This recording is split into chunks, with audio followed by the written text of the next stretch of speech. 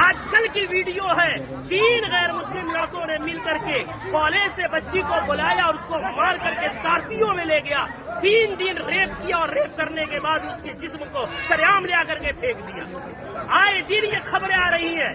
میں پوچھنا چاہتا ہوں، اس کے پیچھے کے ذمہ دار معاشرے کے ہمارے اور آپ جیسے بے غیرت لوگ نہیں ہیں جو شادیوں میں، ناچ گانوں میں، پیسوں میں آگ لگا رہے اور آگ لگا کر کے شادیوں کو اتنا مشکل بنا دیا کہ وقت میں شادیاں نہیں ہو رہی ہے، جس کی وجہ سے ہماری بیٹیاں، جذبات ان میں بھی ہے، جذبات کی رو میں بہ کر کے ایجوکیشن والی بچیاں غیروں کے گود میں کھیل نہیں رہی ہے، بلکہ ٹیشو پیپر بنا کر کے انہیں استعمال کر کے گلی کوچوں میں پھینک نہیں دیا جا رہا ہے، بلکہ ان کے چیخڑے اڑائے جا رہے ہیں۔ اتنے ادب و احترام کے ساتھ بار بار اصرار کرنے کے بعد جھک کر کے، باپ کہہ کر کے، بھائی کہہ کر کے، ایمان کا حوالہ دے کر، اسلام کا حوالہ دے کر، پوری سوسائٹی کے عہد و پیمان کا حوالہ دے کر کے کہا گیا، لیکن پھر کیوں نہیں مانے؟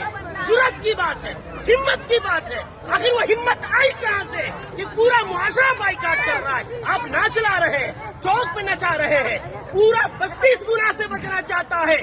خدا کا خوف کھائیں ہم لوگ، کل قیامت میں کیا منہ دکھائیں گے؟ پورے گاؤں میں نچاتے ہوئے لے کر آتے ہیں، مسجد کے سامنے سے لے کر آتے ہیں، پورے گاؤں میں۔ یہ کیا ہے؟ اس کو ضد نہیں کہتے ہیں تو اور کیا کہتے ہیں؟ اس کو ہٹ دھرمی نہیں کہتے ہیں تو کیا کہتے ہیں؟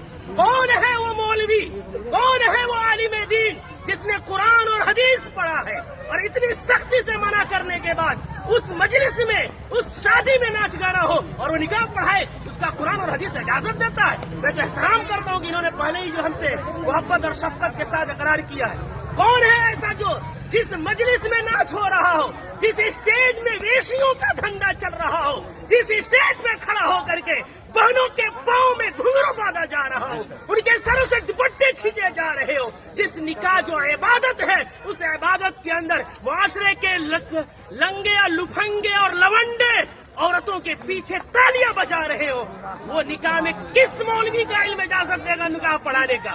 کون سی قرآن اجازت دے گی؟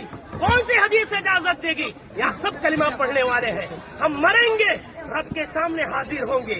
دنیا کی بات چھوڑیں، ہمیں یہ خوف کیوں نہیں آتا کہ نکاح ایک عبادت ہے، نماز بھی عبادت ہے، نماز میں اگر کوئی گانا بجائے نماز کا مذاق ہے، نکاح میں کوئی گانا بجائے وہ نکاح کا مذاق نہیں تو کیا ہے؟ جو مولوی قرآن کی آیت پڑھیں گے ان کا مذاق نہیں تو کیا ہے؟ حدیث پڑھیں گے ان کو پیروں کی ٹھوکروں میں رکھنا نہیں ہے تو کیا ہے؟